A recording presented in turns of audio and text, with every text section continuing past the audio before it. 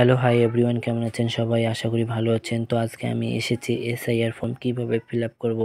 ইতিমধ্যে SIR form দেওয়া চালু হয়ে গেছে, তো কিভাবে ফিল আপ করবে অনেকে অনেকভাবে চিন্তিত আছেন। তো সবার প্রথমে আপনি 2025-এর লিস্ট দেখে আপনি এই বক্সটা মিলিয়ে নেবেন। নির্বাচনের নাম, এপিক নাম্বার, তারপর দ্বিতীয় বক্সে আছে ক্রমিক সংখ্যা, অংশ নাম্বার, এগুলো মিলিয়ে নেবেন। এগুলো যদি না মেলে তা আপনারা খুব শীঘ্রই বিএলওর সঙ্গে যোগাযোগ করবেন। এইখানে বিএলওর নাম্বার অলরেডি দেওয়া আছে, মোবাইল নাম্বার এখানে অলরেডি দেওয়াই আছে, তো আপনারা তাদের সঙ্গে যোগাযোগ করবেন যে আপনার বিএলও। তারপর আমি মূল কথায় চলে আসি কীভাবে ফিল আপ করবো। যাদের 2 সালের লিস্টে নাম আছে তারা এই বক্সটা ফিল আপ করবেন, যাদের নেই তারা এই বক্সটা ফিল আপ করবেন। যাদের বাবার আছে অথচ ঠাকুরদার আছে তারা এইটা ফিল আপ করবেন। তো যেহেতু আমার নেই, যেহেতু আমি 2001 সালে জন্মগ্রহণ করেছি, তো আমার 2002 লিস্টে নাম না থাকাই স্বাভাবিক। তো আমার বাবার 2002 লিস্টে নাম আছে, তো আমার বাবার 2002-এর লিস্ট দিয়ে আমি এটা বক্সটাকে পূরণ করব। তো সবার প্রথমে আপনি নিজের জন্ম তারিখ বসাবেন, যার আর কি ফর্মটা ফিল আপ করবেন তার জন্ম তারিখ এখানে দেবেন। তো আমি যেহেতু আমার নিজের করতেছি, তো সবার প্রথমে আমি আমার জন্ম তারিখটা এখানে দিয়ে দিলাম। তারপর আমার আধার নাম্বার, আপনার আধার কার্ডের নাম্বার এইখানে দিয়ে দিবেন, 12টা সংখ্যা যেটা থাকে আর কি আধার নাম্বার।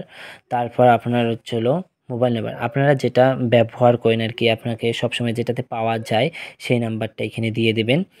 তারপর আপনার পিতার নাম এইখানে দিবেন, আমার বাবার নাম আমি এইখানে বসিয়ে দিয়েছি। তারপর আমার বাবার এপিক নাম্বারটা আমি এইখানে দিয়ে দেব।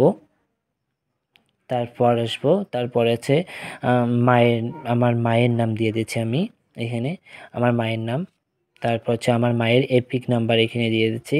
তারপর স্বামী অথবা স্ত্রীর নাম এখানে দিতে হবে। ছেলেদের ক্ষেত্রে হলো স্ত্রীর নাম দিতে হবে, আর মেয়েদের ক্ষেত্রে হলো স্বামীর নাম দিতে হবে। যেহেতু আমার স্ত্রী নেই, তো আমি এই দুটো ঘর ফাঁকায় রেখে দিলাম। যাদের স্ত্রী আছে তাদের স্ত্রীর নাম এখানে দেবে, আর স্ত্রীর ভোটার এপিক নাম্বারটা এখানে দিয়ে দেবে। আর যাদের হলো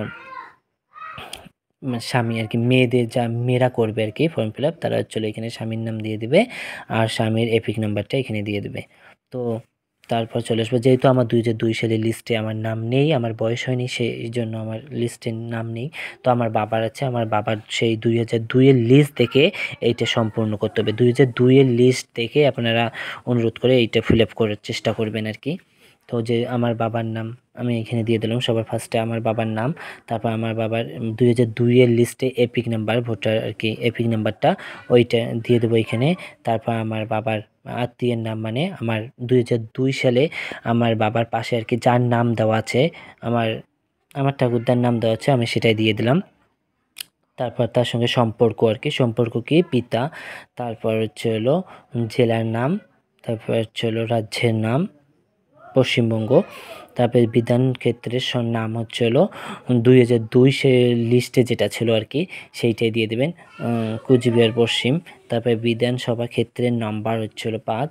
তারপর অংশ নাম্বার হলো 79। তারপর ক্রমিক সংখ্যা হলো 721। তারপর এইখানে আমার নিচের সই করে দেব, যারা সই করতে পারেন না তারা বুড়ে আঙ্গুলের টিপ সই দিয়ে দেবেন। তারপর এইখানে বিএলও আর কি সই করে দেবে এইখানে। তো আপনাদের 2টা ফর্ম দেওয়া হবে, 2টাই ফিল আপ করতে হবে, আর 2টাতে বিএলও সই করবে। তো একটা ফর্ম বিএলওকে দিতে হবে, আর একটা আপনারা অতি যত্ন করে আপনাদের কাছে রেখে দেবেন। আজকের ভিডিওটা এইখানেই শেষ। তো আর যাদের 2002-এর লিস্ট আছে, কিছুক্ষণের মধ্যে আমি সেই ভিডিওটা দেওয়ার চেষ্টা করব এইখানে।